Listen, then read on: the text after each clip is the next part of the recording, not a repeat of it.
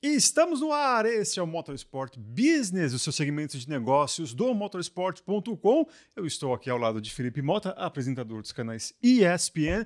E Felipe, hoje nós vamos ter uma dupla aqui para conversar. Normalmente a gente traz um convidado, mas hoje a gente vai trazer um executivo, podemos dizer assim, e um piloto dos mais famosos nos últimos anos. E a gente vai falar também de história desse piloto, porque eu sei que o senhor tem história com ele. E, enfim, eu sei, já tem bastidores aqui antes mesmo.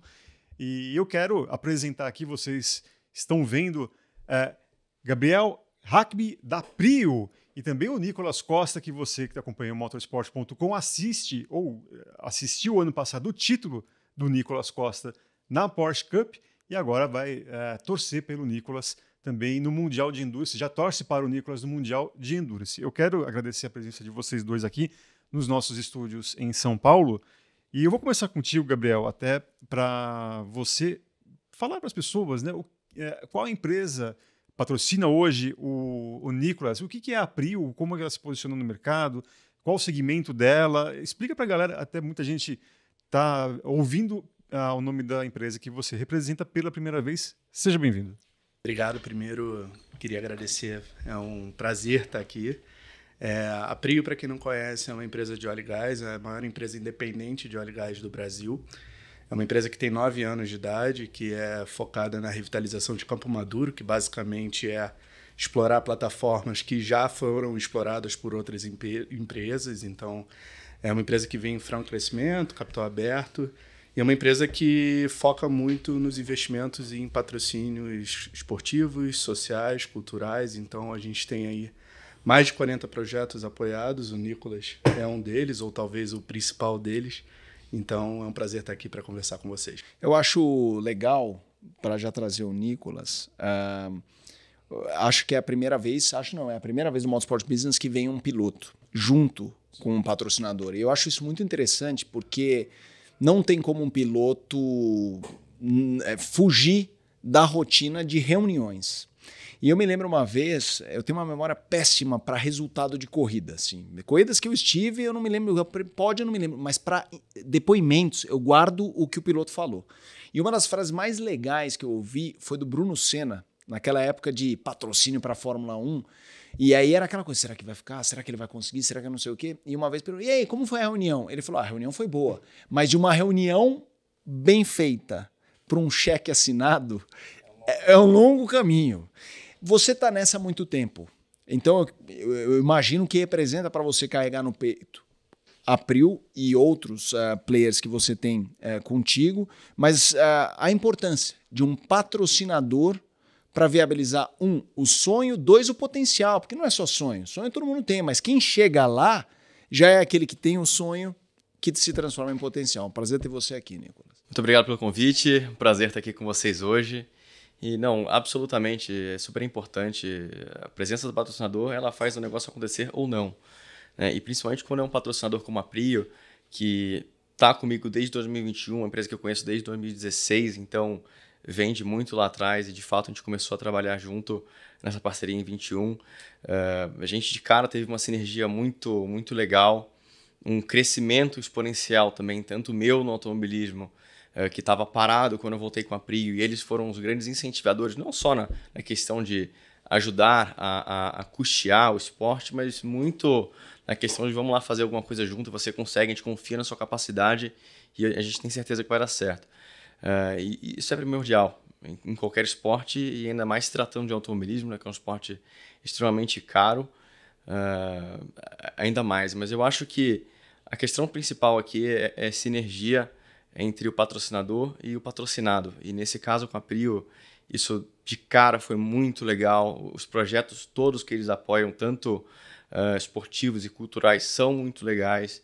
Inclusive pude ajudar a colocar um projeto ou outro lá dentro, que para mim é uma grande honra, um grande prazer poder ajudar outras pessoas que antes eu não tinha esse poder, né, como atleta, mas podendo indicar para uma empresa que tem essa visão, que pensa para frente, que pensa em ajudar a sociedade como um todo, é muito legal. Então, são hoje meus amigos pessoais, graças a Deus, e nós temos uma visão muito parecida das coisas.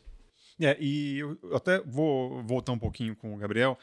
até para o pessoal também diferenciar, né? Por que a Prio, vocês estão falando aí que tem uma questão do petróleo, mas, por exemplo, da minha casa, eu não consigo abastecer meu carro na Prio. Isso é importante. É bom até para o público entender qual é a diferença no segmento da Prio contra outros players que todo mundo está acostumado a ver, principalmente nas categorias. A gente pode falar aqui a Shell, a Mobil, a Texaco. Sim. Isso é uma pergunta super pertinente e muito importante a gente falar sobre isso, porque a Prio ela trabalha com petróleo bruto, né, com óleo bruto. Então, qualquer derivado de petróleo, de alguma forma, tem sinergia com a gente. O combustível, né, as refinarias e tudo isso é um dos derivados. Então, por isso que você não vê um posto de gasolina da Prio, né? É uma empresa exclusivamente B2B, que exporta grande parte, ou quase total do óleo que a gente explora aqui no Brasil, a gente exporta. Então, por isso que tem essa separação. Então, a gente constrói marca sendo uma empresa B2B, mas muito com esse viés de give back, né? De devolver para a sociedade parte do nosso sucesso, né? Eu acho interessante aí também uma pergunta aos dois, porque é uma grande experiência para a gente aqui também conversar com executivos de diferentes categorias. Isso também nos dá ali uma possibilidade de ver camadas diferentes que a gente não está acostumado a ver sempre. E aí eu vou trazer a entrevista do Frangulis falando da Oakberry, ele esteve aqui, e falando porque ele patrocinava a Fórmula 1, para a gente trazer o WEC e a McLaren. Porque ele falou assim, a Oakberry em outros países, e ele falou que plataforma que eu a cada 7 dias ou 14 dias estou em vários lugares do mundo, podendo eventualmente abrir franquias da Oakberry lá. Então você fala que a Prio ela exporta bastante. Como usar o Nicolas e o WEC para gerar negócio? Como é que vocês fazem isso? Isso acaba, né, sendo uma empresa B2B, você precisa mapear muito bem quais são os seus públicos de interesse, né? Porque a gente não está falando de consumidor final. Exato. A gente está falando de uma cadeia de fornecedores, a gente está falando de investidores, a gente está falando de colaboradores, né? Para você ser uma empresa que também gera cada vez mais empregos e tudo mais. Então, você se comunica com cada um deles de uma forma diferente, né? E você gera experiências para esses públicos também através desses ativos que são os patrocínios. E o automobilismo talvez seja o mais sexy deles, né? Que você consegue gerar ali uma experiência única, né? O priceless ali, que o dinheiro muitas vezes não compra. Então, um hot lap, você levar para Le Mans, você levar para um camarote, visitar a paddock, conhecer pessoas influentes do meio, pilotos e tudo mais, isso tudo acaba gerando ali uma aproximação que muitas vezes você não consegue em outros ambientes. E essa construção, até hoje, a gente está hoje na WEC, a gente fala, né, que a gente gosta muito de começar baby steps, né? A gente vai sentindo ali a profundidade antes de mergulhar de cabeça, né? E a Porsche Cup não foi diferente. Então a gente começou com um tamanho na Porsche Cup lá em 2021, na categoria de Endurance. No segundo ano a gente já fez ali alguns ajustes de rota, já foi mais interessante. No terceiro ano já mudamos de categoria e fomos para a parte, para Sprint Race, que deu muita visibilidade, né? O Nicolas foi muito bem.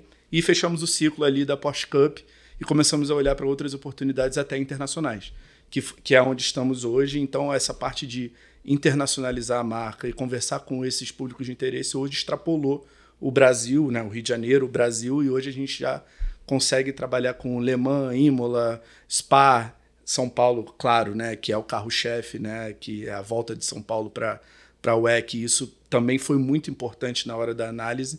Então, é um pouco como a gente constrói aí essa relação com os nossos públicos de interesse. E você, né, Nicolas, também tem uma história, você falou que ficou um tempo parado, né? Também a sua carreira... Mais de uma vez, inclusive. Mais de uma vez, né? A gente estava até revisitando uma matéria que a gente mesmo fez em 2016. Você fez. Que eu fiz, e eu confesso que eu não me lembrava. Assim, a gente está ficando velho aqui, então... Nem me fala. A gente vai chegar na sua parte também. O Nicolas é o piloto. Tem 2 pilotos que, quando eu vejo, são os que mais me sinto velho. Mas tá bom, agora completa. Eu sempre falo. Não, porque o Nicolas, a história do Nicolas, tem uma história do Nicolas relacionada à minha, que é a Fórmula Futuro. Eu era um repórter de Fórmula 1 da Rádio Jovem Pan. E o seu Tuta, que é uma figura muito importante na minha carreira, que foi quem apostou em mim, ele apostou em mim nesse sentido editorial, como jornalista, Só que ele começou a me atribuir algumas funções, não administrativas, mas assim, negociar direitos de transmissão com o Bernie Eccleston. Eu era o mensageiro. Então, assim, eu mandava o e-mail, recebia, tinha fax na época, então olha só porque eu tô ficando velho. E ele ia. Só que quem respondia era o seu Tuta. Eu chegava e falava assim, seu Tuta, é isso, aquilo, outro. E ele falava, responde isso, isso e isso. Mas depois ele gastava um tempinho me explicando por que ele fez aquele movimento. Por isso. Assim, foi uma grande oportunidade. Tudo bem, eu podia não ter ligado para isso, mas eu achava uma oportunidade aprender com um grande homem da comunicação, né? Ver como ele pensa, né? Isso. E aí eu comecei a levar ideias. Ô, seu Tuta, o Massa vai fazer o Desafio das Estrelas. Foi o primeiro movimento que eu fiz assim, vamos ser o veículo oficial? E ele, vai lá atrás. E aí ele só me dava os parâmetros. Não tenho dinheiro para investir, o cara tem que botar em uma cabine pra gente, vai lá e transmite, também não cobro nada. E aí eu ia lá, Massa, papapá. Esse foi o primeiro movimento. O segundo foi o Lucas de Graça correr com kart Jovem Pan, a corrida do coisa, que a gente combinou isso no Japão, no GP do Japão na época. E o terceiro foi a Fórmula Futuro, o Troféu Linha. E a gente fez 3 anos. Eu não me lembro de todos os campeões. Mas eu lembro do Nicolas, que foi o primeiro. Então eu acho muito interessante quando você fala de parar, eu acho que esse testemunho, quando você fala de que parou uma vez, que parou 2 vezes, é ver a luta. E por que eu me sinto velho? Porque eu comecei com 22, então os pilotos quando tinham 18, você tem 22, 23, tá meio perto. Mas o Nicolas foi um dos primeiros que eu falava menino. Esse garoto. Ele e o Petekoff. São os 2 que eu me sinto velho pra valer. O Petekoff é bem mais novo. Eu sei, mas o Petekoff, a mãe dele foi minha colega de escola. Entendi. Aí não deu. E eu acho isso, trazendo esse depoimento, aí vou aproveitar para gerar uma pergunta. A resiliência de vencer é o que todo mundo vê no motorsport.com. O Verstappen ganhou o pai dele, foi tirano, fez a mentalidade vencedora e tudo mais. Mas as pessoas não veem as interrupções, e essa mentalidade da persistência em seguir, não de ganhar de outros pilotos, do ofício, né? O ofício. Eu queria que você falasse isso, né? Porque tem a gente conversa com muito executivo de automobilismo, como é difícil fazer autódromo, porque político não quer aprovar verba para autódromo, porque, esporte de playboy, tudo riquinho e tal. Então, como é lidar com isso, de ter essas frustrações e provavelmente muita gente olhar para você e falar, meu amigo, vai trabalhar, entendeu? Porque isso aí não é trabalho. Eu acho isso muito interessante de explorar como piloto. Ainda mais sendo carioca, né? Pois é. Ainda mais sendo carioca. Mas eu acho que o que a gente não vê ali no autódromo é, de fato, o trabalho mais importante, né? Você chegar lá e correr é a parte mais fácil. Por mais que nunca seja tão simples você vencer outros pilotos de calibre mundial, muitas vezes, mas você tá no grid é a parte mais complicada. E, de fato, eu tive que parar minha carreira diversas vezes, depois da Fórmula Futura, que eu fui campeão. Você foi para Itália, não foi? Fui para Itália, onde eu tive bastante sucesso também. Eu ganhei o campeonato italiano, do que era considerado a Freca no ano. Ganhei o campeonato europeu no mesmo ano. Ganhei também o troféu Michele Boreto e fui indicado ao Capacete de Ouro. Tudo no mesmo ano. Os únicos 2 pilotos que já fizeram isso fui eu e o Felipe Massa. Venceu o campeonato italiano e europeu no mesmo ano. E até fiz um teste na GP3 e tal com a Marussia, que foi super positivo, fui o rookie mais rápido, fui 3º geral. Depois disso, eu completamente, de um dia para o outro, parei de correr, voltei para o Brasil, fui trabalhar com meu pai no escritório para ajudar a vender janela, que é o que meu pai faz, porque eu perdi o meu patrocinador principal, não porque ele não queria me patrocinar, porque a empresa fechou, né? Inclusive, ele fala isso até hoje para mim. Puxa, como eu queria poder ter continuado e etc. E foi um baque, foi o maior baque para mim, assim, da minha vida. Eu fiquei deprimido meses, fiquei 1 ano sem sentar num carro de corrida, até que eu tive a oportunidade de fazer isso de novo eventualmente, enfim. Qual idade você tinha, só para pontuar? Mais 20 ou menos. E poucos, não sei, 22 talvez. Você está com quanto hoje? Estou com 32. E voltar aos trancos e barrancos a correr, né? De fato, eu tive a oportunidade de fazer uma temporada completa no automobilismo depois de 2002, somente, se eu não me engano, em 2016, onde eu corri italiano no GT, com a Lamborghini, primeiro ano que eu corri de GT, que a gente foi campeão italiano, e depois disso eu passei a trabalhar para a equipe, então de fato eu não corria mais, eu corria 1 ou 2 corridas por ano, eu era o coach, eu era o cara do simulador, eu ajudava os gentleman drivers, mas eu não estava sempre ativo competindo, isso atrapalhava. E ano passado, na Carreira Cup, foi o meu primeiro ano completo depois desse ano de 2016, voltando aí de um hiato, eu estava mais de 2 anos parado, sem sentar no carro de corrida, em 21, quando a gente voltou, com a Prio a fazer algumas coisas de endurance na Carreira Cup. Não foi nem na Carreira Cup, foi na categoria de acesso.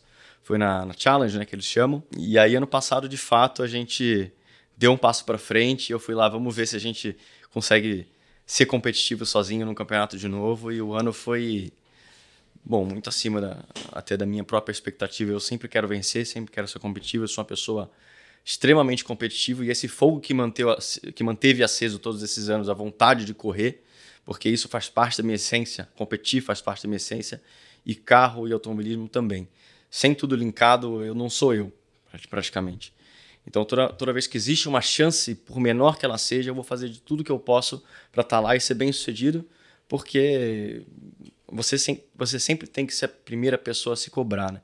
Nesse meio tempo que eu falo, mas eu fiquei parado e etc., sempre corri uma corrida 2 por ano, às vezes até mais, mas tive que fazer muitas coisas para poder voltar a correr. Por exemplo, entre 2013 e 2014, muita gente não sabe disso, mas eu fui Uber por um bom tempo. Não porque eu não tinha o que fazer, né? Meu pai tem uma serralharia, meu pai faz janela acústica, a gente nunca passou necessidade, a gente tinha uma família de classe média alta, graças a Deus, nunca nos faltou nada. Porém, automobilismo é diferente, né? É um esporte muito caro. E como eu não entendia absolutamente nada do que meu pai fazia e eu não me sentia capaz de estar ali somando, falei, vou fazer alguma outra coisa que eu possa fazer sozinho sem depender de ninguém. E fui ser Uber. Eu não tenho a menor vergonha de admitir. No Japão, quando eu fui correr também o primeiro ano, que eu era, entre aspas, ninguém ali, né? Cheguei, fiz um teste, fui mais rápido que os outros pilotos, consegui a vaga, mas meio que sem ninguém saber direito quem eu era, eu ajudava os ajudantes mecânicos. Eu carregava, tinha 120 rodas na equipe. Eu que limpava todas elas, eu que organizava todas elas, eu que ajudava a botar e tirar os adesivos dos carros, para eu poder ter um salário para bancar minha vida no Japão. Porque eu não tinha um salário para correr, apesar de eu não pagar. E como mecânico, você tinha um salário? Mecânico, não, porque eu não sei apertar um parafuso. Eu era ajudante de mecânico. Boa. Tipo ajudante de pedreiro.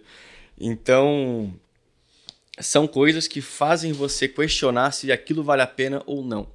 Enquanto a coisa vale a pena, você continua remando e tentando arrumar forças para continuar cada vez que você senta no carro e passar por cima de quem você precisar passar para vencer e fazer mais uma corrida e ter mais uma oportunidade. E é por isso que hoje em dia eu dou tanto valor ao que a Prio faz por mim e a sinergia que a gente tem junto. Exato. Porque eu demorei a vida inteira, eu digo 20 anos de automobilismo, para ter de fato alguém que acreditasse em mim, em que eu chegasse com uma ideia louca de vamos levar um Porsche Cup pro aterro do Flamengo e dar um rolê? Vamos. E é exatamente essa a sinergia que a gente tem lá e por isso que é tão especial. Eu vou fazer... desculpa, perdão, pode falar. Não, eu ia fazer um paralelo até com o universo corporativo, porque, claro, né, o sucesso aí da parceria, né, quando a gente fala da relação patrocinado e patrocinador, também está por conta dessa sinergia de valores, né? E, sem dúvida, o que forja o sucesso são os perrengues, né? E no mundo corporativo não é diferente. Então, quando a gente...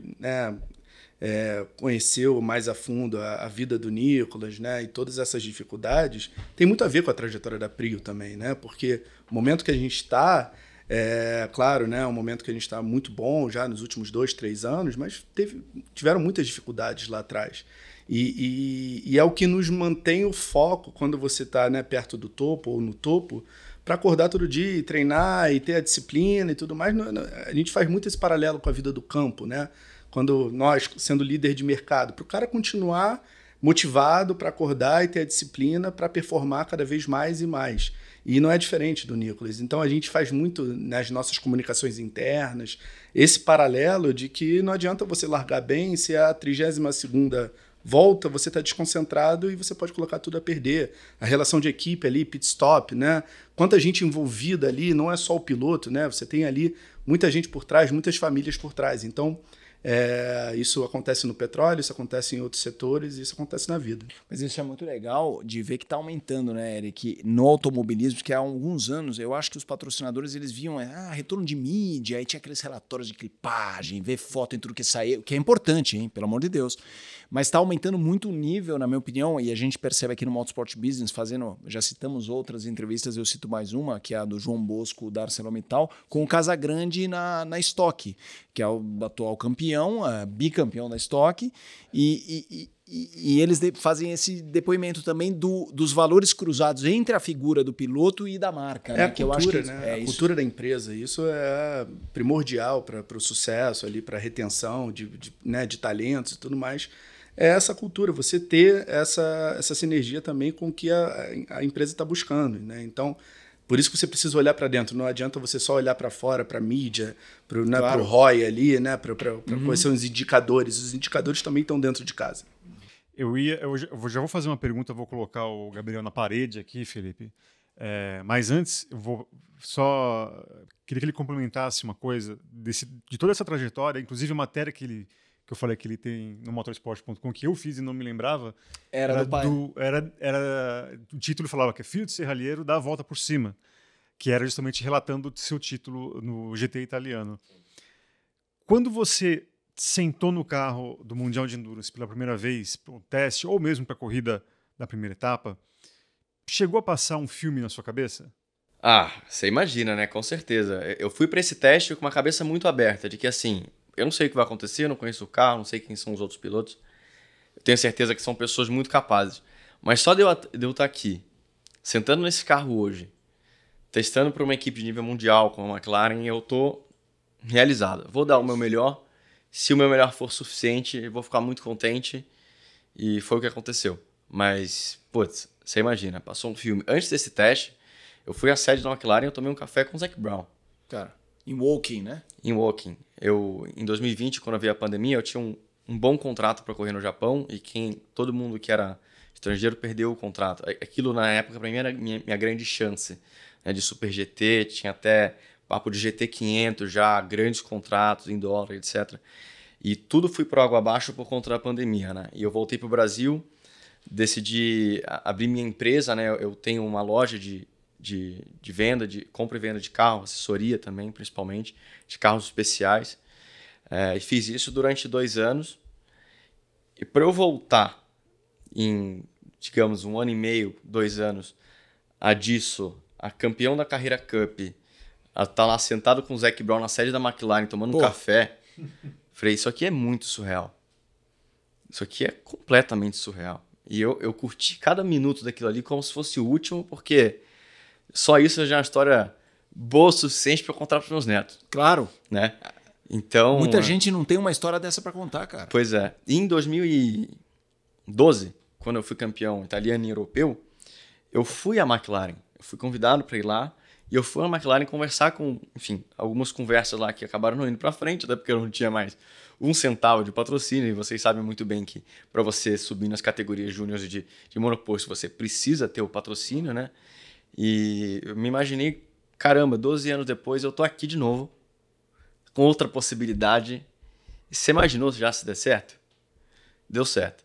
Então hoje a gente tá tendo essa baita chance aí, é um sonho sendo realizado. Já deu certo. Já deu, cara. E a minha próxima pergunta é para os dois, aí tentando entender a preparação aí do projeto, não do Nicolas para a etapa. Porque você tem, obviamente, o seu trabalho ali na pista, tem ali deveres fora dela, como patrocinadores, mas cada etapa é isso, é espaço, é camarote, e estamos falando de coisas fora do Brasil, como se põe de pé. Mas pegando o gancho, então eu quero ouvir sobre isso, mas pegando o gancho da sua resposta, eu acho que existem grandes marcas na Fórmula 1, no automobilismo, mas pelo fato da gente vir do Brasil, a McLaren tem um lugar especial no coração de todo mundo, cara. E assim, você tá falando isso da fábrica, eu fui para quase todas. Todas são incríveis. A Ferrari, uau! Mas a McLaren é um bicho diferente por causa de Senna e de Emerson. E aí eu quero entender como se explora isso. Quando se senta com o Zac Brown para fechar um patrocínio, cara, a McLaren no Brasil é coisa séria, cara. Às 6 horas de São Paulo vai ter muita gente de bonezinho no Nacional. Então eu queria que vocês falassem desse valor McLaren, como se trabalha, e como é a preparação de vocês etapa por etapa nesse sentido de business, como que é? Tem um nome técnico de arena, assim, exploração de arena. De propriedades comerciais. Propriedades comerciais, exatamente. Olha, vem sendo muito interessante porque, para começar, existe uma diferença cultural, né? Os ingleses, os brasileiros. Claro, grande. Existe também uma questão da própria Prio, em que a gente tem essa mania de fugir do convencional, né? E quando a gente busca ali o não óbvio, é claro que é um pouco mais desafiador para você conseguir chegar ali no meio do caminho do que pode e do que a gente quer, né? Então, e quando eu falo dessa diferença de cultura, porque isso geralmente, quando a gente fala dos ingleses, né, dos europeus, não é uma coisa tão convencional, né? Então, é um relacionamento. Eles vão conhecendo a gente, quais são as expectativas, o que é ouro para a gente, o que a gente quer preservar, e vice-versa. E como que as coisas funcionam também, porque é um universo diferente do que a gente estava acostumado, né? Então, tem esse lado do que, como a gente quer explorar, né? De novo, sendo uma empresa B2B, você precisa ser muito cirúrgico no que funciona, né? Não é gerar lead, não é ter aquele retorno em cima das vendas, esse tipo de coisa. Não é isso que a gente está olhando. A gente está realmente buscando coisas que vão ficar ali no imaginário daquele público, né, que a gente convidou, daquela pessoa, para sempre, né? E para a gente conseguir chegar lá, muitas vezes você precisa quebrar ali alguns paradigmas, algumas barreiras que já estão ali pré-estabelecidas. Então, isso faz com que a gente tenha reuniões. A gente estava agora há pouco numa reunião com eles, lá com a galera da McLaren, exatamente para conversar sobre Imola, Le Mans, São Paulo e, sabe, e a pintura do carro, as ações de experiência, quem a gente vai levar na Europa. Então, é muita coisa para ser combinada e para ser discutida. Então, você precisa ter essa recorrência aí para que todo mundo fique confortável também de como a gente vai trabalhar. Eu prometi que ia colocar o Gabriel contra a parede. Obviamente, tá tudo muito fácil aqui. Tá tudo muito fácil aqui, só levantando, cortando. Agora, o Gabriel, a gente hoje sabe que o mundo mudou muito e a questão do meio ambiente, energia limpa, ela é um tema que está em pauta em todos os tipos de debates, discussões e afins. Como que a Prio age nesse sentido? Até a gente fez uma pergunta até semelhante ao João Bosco, da ArcelorMittal, né, conta assim, nossa, você está produzindo aço, você é um poluidor. Não, na verdade, ele até que falou. Todo mundo olha pra gente e estão poluindo o planeta e tal. Está acabando com o planeta. É a primeira impressão sempre, né? A gente parte desse lugar sempre, né? E a gente precisa desconstruir isso de alguma forma. E patrocínios também servem para isso, para a gente dar visibilidade para as iniciativas ligadas ao ESG, né? Que é uma pauta tão recorrente hoje em dia. Para começar, a gente revitaliza Campo Maduro. Então, a gente faz uma brincadeira que é como se a gente pegasse um carro velho que seria abandonado, que iria para um ferro velho, a gente faz ali um Pimp My Rides, a gente põe uma lupa em cima da operação, faz uma gestão mais eficiente de custos, né, de tecnologia e tudo mais, e aumenta a eficiência daquela produção e aumenta a vida útil daquela plataforma em 15, 20 anos. Então, isso já nos torna a empresa mais sustentável do setor no Brasil, né? O nome técnico é Revitalização de Campo Maduro. Além disso, uma relação como essa com uma McLaren, que é uma empresa que também é muito preocupada com o meio ambiente, que é uma empresa verde, a gente, de alguma forma, empresta valores, né? A gente tem sinergia também nos valores das duas empresas. Então, existe essa troca quando a gente faz essas colaborações. Vocês chegaram a passar por algum tipo de sabatina da McLaren? Fala assim, quem são vocês? O que claro, vocês fazem? Não, mas a gente precisa sempre... Vocês precisam mostrar relatórios. Exatamente. A gente tem, além, né, de toda a parte que já é obrigatória do setor, né, que não é o que a gente está falando aqui, porque isso é obrigatório, isso é uma obrigação, né? A gente está falando que a gente faz além do que a gente é obrigado. E isso passa por todas as iniciativas culturais, todas as iniciativas sociais. Então, vou trazer exemplos aqui, né? A gente tem uma relação com o Instituto Reação desde 2017, assim como o Nicolas, o Flávio Canto é um embaixador de marca da Prio. Grande também cara. Também um cara que ajuda a forjar essa cultura organizacional da empresa. Então, essas personas, elas são muito importantes, né, para emprestar valores. E quando a gente fala de petróleo, claro que a transição energética é uma pauta extremamente pertinente, mas a gente prefere combater o desperdício. E isso é comum não só no petróleo, mas em outras indústrias também. Então, quando você combate o desperdício, você começa a fazer uma diferença hoje, né? O petróleo ele é uma realidade, né? Quando a gente fala de transição energética, a gente não está falando de uma substituição até num médio prazo, a gente está falando de uma coisa de longo prazo, né? O carvão até hoje está lá na China. Né? O petróleo, principalmente quando a gente fala de derivados de petróleo, ele, né, é remédio, é construção civil, é transporte global, tem muita coisa envolvida nisso. Então, por isso que é tão importante aprofundar a discussão nesse tema do que ele ficar numa discussão mais rasa sobre se é poluente, se não é poluente, né, sobre o meio ambiente, mas sem de fato entender a importância, inclusive econômica, para um país em relação a esses, né, vamos dizer, esses produtos. Maravilha. Eu tenho uma pergunta só para não passar batido. Porque eu citei a história da McLaren, do Senna, tudo mais. Quando você foi lá, teve algum elemento dele, assim, sei lá, um carro, um troféu, alguma Muita coisa. Você, pai, Muita onde coisa. eu tô? Hã? Muita coisa. Tantos troféus, né? Que tem vários troféus históricos lá, mas alguns carros super especiais, como, enfim, a McLaren de 91, a McLaren de 90. Tem o carro dele com um busto dele lá do lado. Um busto de, não sei se é bronze ou alguma coisa assim, mas muito bonito. E você com certeza sente a presença histórica de tudo que aconteceu lá. E no meu caso também, eu sou um grande gearhead. Assim, eu adoro carro. Se você me falar que tem uma corrida de carrinho de golfe, eu quero fazer. E eu gosto muito de carros históricos de corrida, principalmente final da década de 80 para até o final da década de 90, porque foi onde eu acompanhei mais e onde eu tenho mais acesso histórico.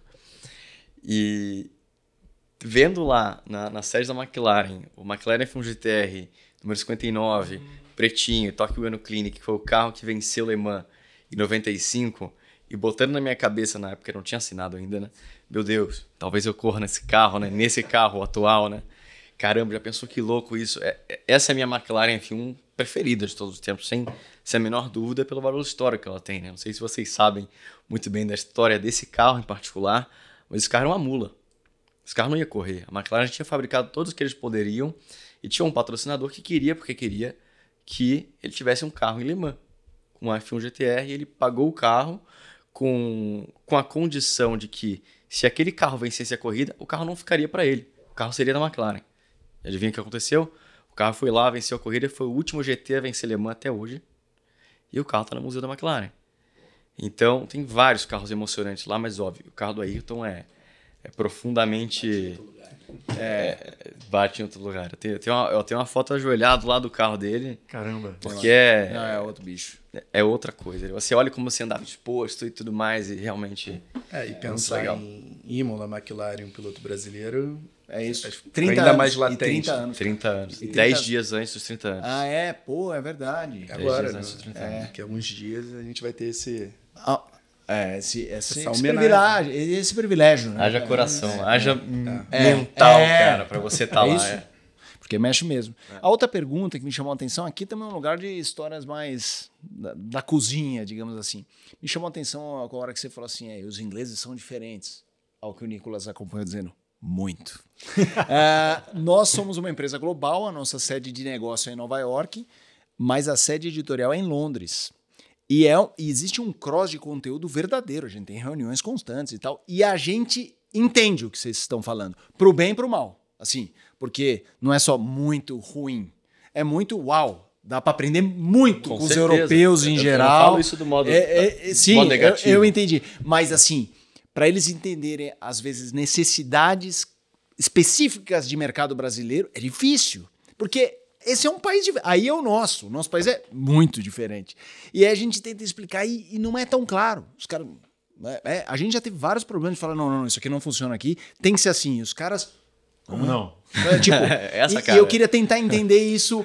O que é... Claro, eu sei que talvez tenha coisas que vocês nem podem revelar. A ideia não é polêmica, mas o lost in translation de uma relação de negócio entre uma companhia brasileira e uma inglesa, por exemplo. Eu acho que o Nicolas vai poder falar mais ali dentro dos boxes, né? Relação com engenheiros, mecânicos e com toda a parte ali também administrativa. No nosso caso, eu vou fazer um paralelo eu acho que fica muito claro, né? Você imagina, ano passado, na Porsche Cup, a gente fez um carro melancia. A gente fez um carro polvo. A gente fez um carro em homenagem à Barbie. E imagina a gente chegar, no mínimo, próximo disso. Eu tô pensando você explicando na reunião num PowerPoint. Exatamente. The Octopus. Exato. Isso aconteceu. E isso aconteceu. Você tem lá o polvo, que é um dos... E isso é uma coisa legal de explicar. Todas as plataformas da Prio, e não só da Prio, mas do setor de óleo e gás, você tem o nome de um animal marinho. Geralmente um animal que tá ali, que habita aquela região onde está a plataforma. E a nossa primeira plataforma foi o polvo. Por isso que a gente usa... E o polvo é uma figura muito... que você consegue criar muita história em cima deles, né? Sem dúvida.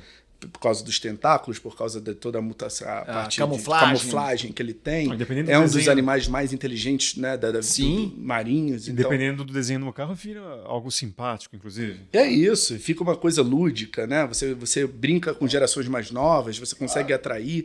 Então, por isso que a gente usa tanto o polvo, mas assim como o polvo, a gente tem o tubarão-martelo, que você né, nos carros lá da Porsche Câmara a gente também tinha, tem a albacora, que é um peixe, frade também é outro peixe. Enfim, a gente gosta muito porque assim, o petróleo ele é um assunto, né, é uma coisa que não é muito sexy, vamos, Sim. né, em português claro. Quando a gente traz esse ambiente mais lúdico, quando a gente deixa também a coisa mais palatável, mais simples de entender, acho que atrai muitos públicos, né? E é por isso que a gente gosta de brincar muito com isso, principalmente quando a gente fala dos nossos projetos patrocinados. Agora, vamos chegar lá numa McLaren, na volta da WEC, no Mundial de Endurance, né, cara? É desafiador. Claro. Com certeza desafiador. Mas só um pequeno porém aqui. Eu acho que de divergências de opinião e ideias diferentes que surgem coisas excepcionais. Se todo mundo pensasse igual, nada de diferente ia surgir no mundo. E isso eu acho muito interessante da relação Brasil-Inglaterra ali nossa. São ideias diferentes que a gente debate quase que semanalmente e daí que surgem, eu acho, coisas excepcionais. Então eu vejo isso como uma coisa positiva. Acho que eles estão mais abertos, mais maleáveis. A gente está amaciando a carne. Os próximos... E uma coisa legal que quando rolou, né, o acordo ali, né, quando o Nicolas foi, eu acho que a gente vai falar um pouco disso, mas quando rolou depois dos testes, o feedback deles, além do desempenho, né, incrível do Nicolas na pista, uma coisa que eles reforçaram muito foi a relação humana. A relação humana do Nicolas com exatamente os engenheiros, com os mecânicos. Eu acho que o brasileiro tem isso, e digo que o Nicolas pode ter até um pouco mais por conta de toda essa trajetória que ele comentou aqui, né? Ele lembra disso, né? De onde que ele já esteve, todos os percalços. Então, quando você está naquele momento ali, volta tudo. Isso faz parte do seu, né, da sua identidade ali. Então, eu acho que isso também foi um fator chave ali para o sucesso da parceria. Além do Nicolas Costa, mais algum outro projeto envolvendo automobilismo? Dá para o fã de corridas esperar mais alguma coisa da Prio? Por enquanto, não. Por enquanto, a gente está com o olhar totalmente voltado para o WEC, né? Porque foi um salto grande. Né? Quando a gente participa de um campeonato mundial numa parceria com uma empresa como a McLaren, né? Essa responsabilidade de levar um brasileiro de volta, né, para a McLaren e em lugares tão icônicos, nós mesmos precisamos de dedicação exclusiva em cima de um projeto com a relevância que é. Então, e a gente diversifica muito também os nossos projetos patrocinados. A gente tem um pouco isso como estratégia, né, como característica. Então, por enquanto, as coisas na Prio também mudam rápido, tá? Mas, por enquanto, em automobilismo, a gente está falando de WEC. O jogo de cintura para um profissional que ocupa a gestão de patrocínios de uma empresa do tamanho da Prio, você tem um histórico bem diversificado, podemos dizer assim. Como que se adaptar a esse mundo do automobilismo neste momento em que o automobilismo vive no Brasil? Eu acho que... E aí já explica também por onde você já passou. Exato. Levantei de você falar. A minha trajetória, falando muito rápido aqui, né? Eu comecei minha carreira na Michelin, na área de eventos, e pude vivenciar Rally Dakar, Legal. Fui 2 anos no Rally Dakar quando eu era na América do Sul. Vivenciei muito lançamento de produtos, né, com imprensa, né, ali teste de frenagem, né, performance, aquela coisa muito direta com a concorrência. Então, aquilo ali, e a Michelin, né, empresa global, né, e líder de mercado também. Então, foi uma escola tremenda para mim, pensando, né, nesse universo principalmente de eventos e marketing. Depois, passei quase 10 anos no entretenimento, na Som Livre, que na música principalmente, e principalmente a parte ao vivo, que também foi muito interessante até acompanhar a digitalização, né, da saída do CD físico ali para o streaming, que depois até os canais de TV e tudo mais acompanharam esse mesmo movimento, mas a música ela foi vanguarda nisso. Então foi muito interessante ver essa transição e como isso se convertia no ao vivo.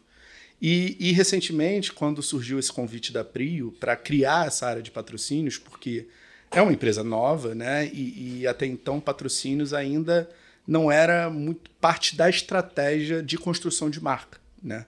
E eu pude unir esses universos diferentes dentro de um outro setor que se preocupa muito, como eu disse, no give back, né? Então, quando a gente olha para a cultura, esse background na música é muito importante para você entender cultura no âmbito geral, né, no Brasil.